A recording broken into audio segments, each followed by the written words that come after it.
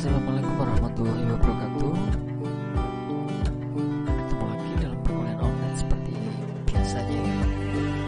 Hari ini mata kuliah teknologi internet.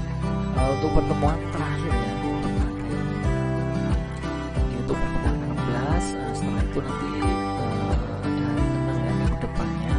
Barulah kita minggu depannya lagi akan diadakan ujian akhir semester untuk mata kuliah ini sudah satu semester ternyata ya sudah penuh, sudah habis ya. Jadi untuk pengabsenan seperti biasa dicatat masing-masing. Untuk linknya silakan hubungi di siapa masing-masingnya untuk pertemuan sesuai dengan pertemuan. Jadi untuk kuliah akan segera kita mulai beberapa saat lagi sambil menunggu teman untuk segera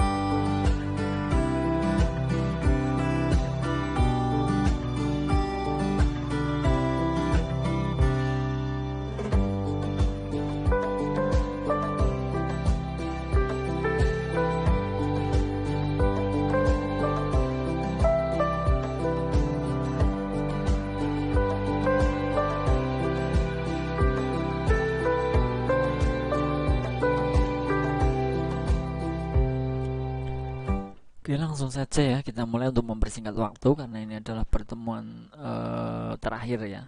Jadi agar lebih cepat saja untuk pembahasan kali ini kita akan bahas mengenai cybercrime ya. Mungkin banyak di antara kalian bahkan mungkin semuanya sudah tahu ya cyber itu apa. Karena itu bisa dikatakan sudah menjadi hal umum ya untuk kejahatan cyber di jaringan atau di internet, teknologi internet sekarang ya. Jadi sambil menunggu teman yang lain akan segera kita mulai untuk cybercrime ya. Nah, cybercrime itu apa? Untuk mengingat kembali ya, mungkin walaupun kalian sudah tahu akan lebih baik lagi agar tidak salah. Untuk cybercrime tidak tindak kriminal yang dilakukan dengan menggunakan teknologi komputer sebagai alat kejahatan utamanya. Cybercrime merupakan kejahatan yang memanfaatkan perkembangan teknologi komputer khususnya internet. Jadi ada kaitannya dengan teknologi internet ya. Di sini kejahatan tapi di dunia maya ya. Jadi akan lebih berbahaya lagi untuk cybercrime ini ya. Kenapa banyak hacker-hacker maupun penjahat-penjahat cyber itu meresahkan ya, bisa dikatakan meresahkan tidak hanya di Indonesia saja, mungkin mendunia ya untuk kejahatan dari cyber tersebut. Untuk cybercrime didefinisikan sebagai perbuatan melanggar hukum yang memanfaatkan teknologi komputer yang berbasis pada kecanggihan perkembangan teknologi internet. Nah itu dia ya, di setiap sistem itu tentunya yang kita jalankan, yang berjalan di atas teknologi internet ataupun jaringan internet itu tentunya sudah ada apa namanya, untuk security-nya ya atau keamanannya masing-masing seperti yang sudah saya jelaskan pada pertemuan-pertemuan sebelumnya. Akan tetapi seiring perkembangan teknologi internet, kemudian seiring perkembangan dengan bagaimana cara untuk memaksimalkan untuk keamanannya, itu juga para penjahat cyber dia juga meningkatkan ya. Jadi meningkatkan bagaimana sih agar bisa membuat misalkan menghack ataupun yang lain ya, atau kejahatan yang lain. Jadi seperti halnya di dunia nyata ya, walaupun polisi terkadang sudah jeli dan bisa dikatakan dia lebih canggih untuk keamanannya, untuk mengamankan ya, bisa dikatakan seperti itu. Akan tetapi si penjahat juga dia bagaimana caranya agar bisa membobol keamanan daripada yang di polisinya. Jadi sama dengan cybercrime di sini ya, bedanya cuma di dunia nyata dan dunia maya. Untuk istilah apa namanya, intinya seperti itu ya, paham ya tentunya ya untuk cybercrime itu sendiri. Untuk karakteristik cybercrime dalam perkembangan kejahatan konvensional, cybercrime dikenal dengan kejahatan kerah biru ya. Mungkin pernah dengar ya. Ada kejahatan kerah putih juga. Nah, itu masing-masing ya. Kalian bisa pelajari lebih lanjut kalau memang sangat penasaran ya. Cybercrime memiliki untuk karakteristik uniknya, ada ruang lingkup kejahatannya, sifat kejahatan, pelaku kejahatan, modus kejahatannya, jenis kerugian yang ditimbulkan. Itu ya untuk karakteristiknya ya. Nah, dari beberapa karakteristik di atas, untuk mempermudah penanganannya, maka cybercrime diklasifikasikan. Yang pertama ada cyber piracy ya, penggunaan teknologi komputer untuk mencetak ulang software atau informasi, lalu mendistribusikan informasi atau software tersebut lewat teknologi komputer. Nah ini bahaya ya, ada kejahatan jelas tentunya karena dia mencetak ulang ya software atau informasi yang ada ya, jadi ilegal.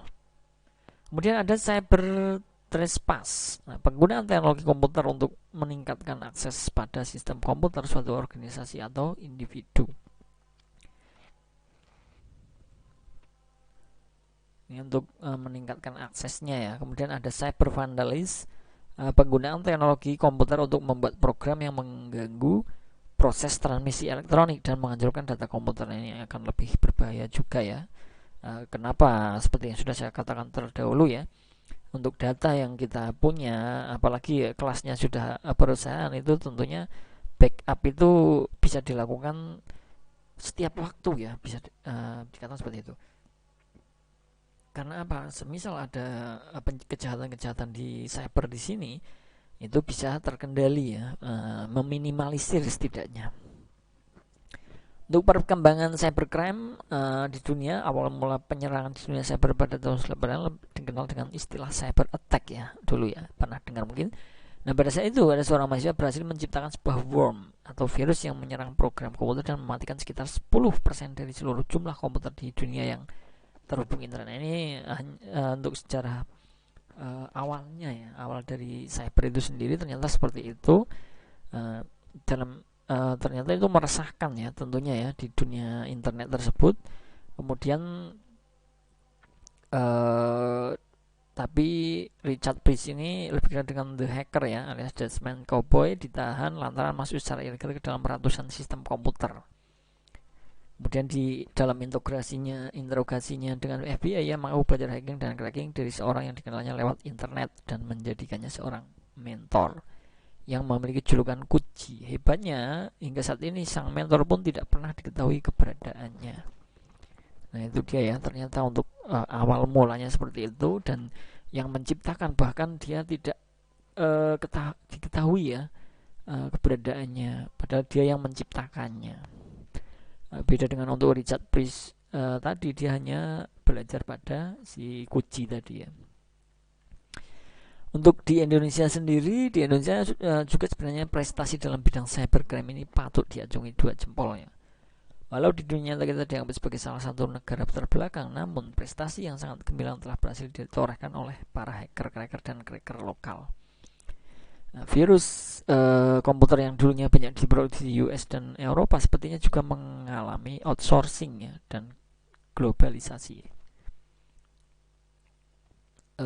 Virus komputer dibenarkan berasal dari Eropa dan Amerika, beberapa negara lainnya seperti Jepang, Australia, dan India. Namun hasil penelitian mengatakan beberapa tahun mendatang Meksiko, India, dan Afrika yang akan menjadi epicenter virus terbesar di dunia. Dan juga bayangkan Indonesia juga termasuk dalam 10 besar, itu termasuk hebat ya untuk perkembangan cyber di Indonesia itu ya. Seterusnya 5 tahun belakangan di Cina, Eropa, dan Brasil menunjukkan perkembangan virus yang saat ini mengancam komputer kita semua. Nah itu kenapa di setiap komputer itu perlu ada keamanannya, apalagi dalam sebuah organisasi atau perusahaan itu harusnya. Beda dengan kita mungkin kalau kita sekedar untuk kuliah ya, ataupun tidak dalam lingkup perusahaan, itu mungkin bisa menggunakan keamanan yang free ya. Kalau untuk perusahaan itu pasti berbayar, dan itu pun masih ada terkadang untuk kendala dari keamanan itu sendiri. Untuk perkiraan perkembangan cyber di masa depan, dapat diberikan perkembangan kejahatan cyber ke depan akan semakin meningkat ya, seiring dengan perkembangan teknologi atau globalisasi di bidang teknologi informasi dan komunikasi ya. Contohnya ada denial of service attack ya. Jadi ini untuk memacetkan sistem dengan mengganggu akses dari pengguna jasa internet yang sah. Taktik yang digunakan adalah mengirim atau membanjiri situs web dengan data sampah yang tidak perlu bagi yang dituju. Pemilik situs web menerima kerugian karena untuk mengendalikan atau mengontrol kembali situs web tersebut dapat memakan waktu tidak sedikit yang menguras tenaga dan energi. Nah itu salah satunya ya, denial of service attack. Kemudian ada head site. Nah ini untuk digunakan oleh hacker untuk saling menyerang dan melontarkan komentar-komentar yang tidak sopan dan vulgar dikelola oleh para ekstremis untuk menyerang pihak-pihak yang tidak disenanginya. Penyerangan terhadap lawan atau komplain ini sering mengangkat pada isu-isu rasial, perang program, dan promosi kebijakan atau suatu pendanaan isme yang dianut oleh seorang kelompok, bangsa, dan negara untuk bisa dibaca serta dipahami atau pihak lain sebagai pesan yang disampaikan. Ini untuk saling perang ya, intinya perang tapi dalam dunia maya.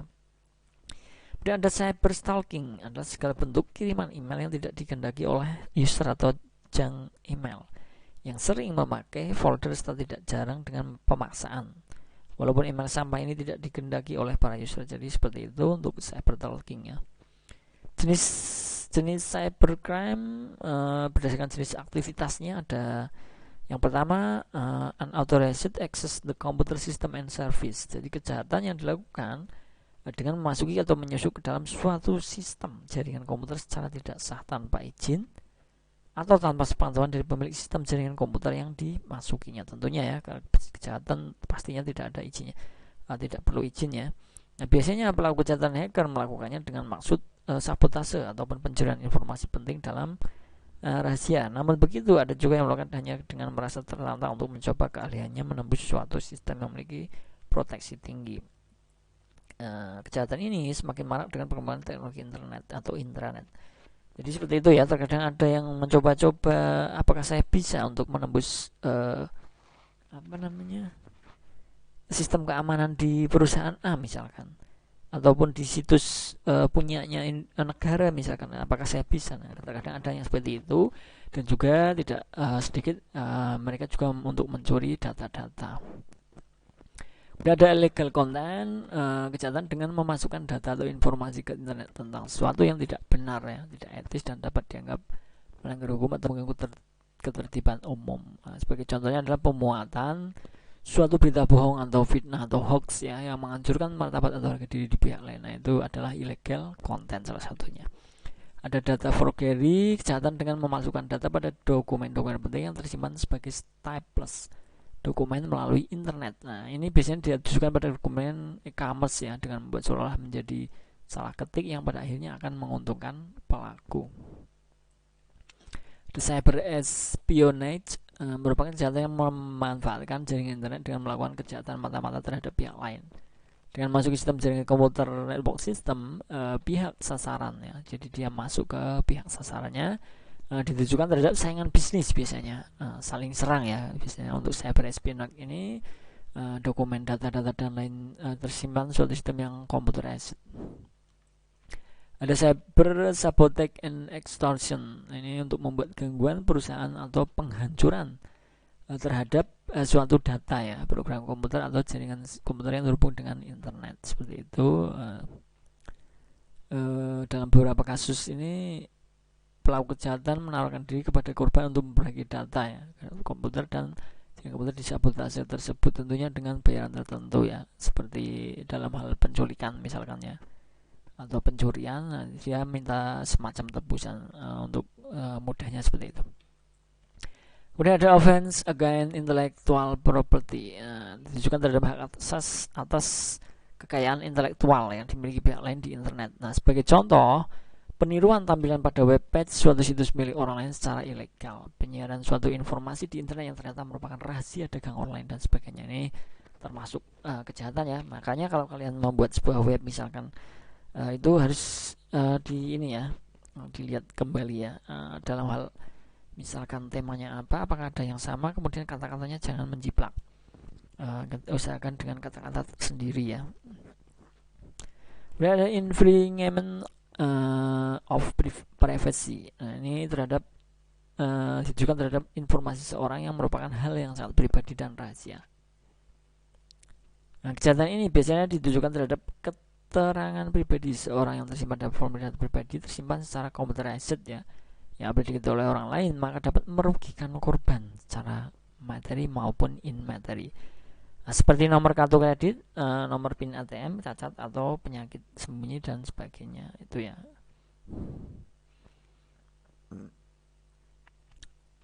Ada cracking, kejahatan dengan menggunakan teknologi komputer yang dilakukan untuk merusak sistem keamanan suatu sistem komputer dan biasanya melakukan pencurian. Tindakan anarkis begitu mereka mendapatkan akses ya. Biasanya kita sering dapat menafsirkan antara seorang hacker dan cracker, di mana hacker sendiri identik dengan perbuatan negatif, adalah hacker adalah orang yang senang memprogram dan percaya bahwa informasi adalah suatu hal yang sangat berharga dan yang bersifat dapat dipublikasikan dan rahasia untuk sebenarnya ya. Kemudian ada carding, adalah kejahatan dengan menggunakan teknologi komputer untuk melakukan transaksi dengan menggunakan kartu kredit atau kartu kredit orang lain sehingga dapat merugikan orang tersebut baik materi maupun non material. Kemudian jenis-jenis cybercrime berdasarkan motif cybercrime terbagi menjadi dua. Sebagai tindakan kejahatan murni, di mana orang yang melakukan kejahatan yang dilakukan secara disengaja, di mana orang tersebut secara sengaja dan terencana untuk melakukan pengerusakan, pencurian, tindakan anarkis terhadap suatu sistem informasi atau sistem komputer. Itu yang pertama. Kemudian yang kedua adalah tindakan kejahatan abu-abu ya, di mana kejahatan ini tidak jelas antara kejahatan kriminal atau bukan karena dia melakukan pembobolan tetapi tidak merusak, mencuri atau melakukan pembuatan anarkis terhadap sistem informasi atau sistem komputer tersebut. Ya, bisa dikatakan hanya mencoba-coba, tapi dia tidak mencuri ataupun merusak ya, tapi dia membobol, dia masuk ke dalam sistem tersebut. Nah, selain dua jenis di atas, cybercrime berdasarkan motif terbagi menjadi yang pertama ada cybercrime yang menyerang individu, kejahatan yang dilakukan terhadap orang lain dengan motif dendam atau iseng yang bertujuan untuk merusak nama baik, mencoba ataupun mempermalukan seorang untuk mendapatkan kepuasan pribadi. Contoh pornografi, cyberstalking tadi lewat email ya, dan lain-lain, itu yang bersifat individu. Cybercrime yang menyerang hak cipta atau hak milik ya, ini bukan individu lagi, kejahatan yang dilakukan terhadap hasil karya seorang dengan motif menggandakan. Sama masih individu sebenarnya ya, untuk hak milik karena ya memasarkan, mengubah yang bisa untuk kepentingan pribadi atau umum atau demi materi atau non materi, biasanya seperti itu. Seperti ini ya, plagiarisme contohnya. Dan untuk menyerang pemerintah, cybercrime ya, kejahatan yang dilakukan dengan pemerintah sebagai objek dengan motif melakukan teror, pembajak ataupun merusak keamanan suatu pemerintahan yang bertujuan untuk mengacaukan sistem pemerintahan atau menghancurkan suatu negara. Nah, itu bisa dikatakan perang di perang di dunia maya itu lebih ternyata sebenarnya walaupun tidak kelihatannya, tapi sangat berbahaya kalau perang cyber. Contoh kasus cybercrime, pencurian dan penggunaan akun internet milik orang lain. Salah satu kesulitan dari sebuah ISP atau Internet Service Provider adalah adanya akun pelanggan mereka yang dicuri dan digunakan secara tidak sah. Berbeda dengan pencurian yang dilakukan secara fisik, pencurian akun cukup menangkap user ID dan password saja. Hanya informasi yang dicuri. Nah, sementara itu orang yang kecurian tidak merasakan hilangnya benda yang dicuri. Pencurian baru terasa efeknya jika informasi ini digunakan oleh yang tidak berhak. Nah, akibat dari pencurian ini, penggunaan dibebani biaya penggunaan akun tersebut. Kasus ini banyak terjadi di ISP atau Internet Service Provider-nya. Selesai ya untuk hari ini, pertemuan terakhir. Saya rasa cukup. Untuk minggu depan kita ada minggu tenang ya. Silahkan digunakan sebaik mungkin untuk mungkin belajar kembali ya materi-materi yang sudah saya sampaikan, karena untuk minggu depannya lagi kita akan melakukan ujian akhir semester. Dipersiapkan, dipelajari yang sudah saya sampaikan. Nanti soal saya ambil dari yang sudah saya sampaikan ya, masih bersifat open book, tapi akan lebih baiknya kalian tetap belajar ya, belajar dan untuk mempersiapkan ujian besok ya, karena waktu saya batasi ya, jadi tidak kalau kalian tidak belajar, saya rasa walaupun open book itu untuk membuka catatan lama ya, jadi tidak akan efektif nantinya kalian untuk mengerjakan secara cepat. Seperti itu saja untuk yang bisa saya sampaikan untuk hari ini. Semoga apa yang saya sampaikan bisa menambah wawasannya untuk kita mengenai cybercrime. Ternyata kejahatan-kejahatan cybercrime itu seperti itu ya, macam-macamnya, kemudian sejarah dan lain sebagainya. Silakan kalau memang masih penasaran, pelajari kembali ya lebih dalam, cybercrime itu apa sih, hacker dan lain sebagainya itu apa sih. Banyak referensi-referensi terkait ya mengenai cybercrime tersebut. Oke, saya rasa cukup untuk hari ini. Terima kasih untuk teman-teman semua yang sudah hadir ya. Saya akhiri. Wassalamualaikum warahmatullahi wabarakatuh. Selamat beraktivitas. Terima kasih.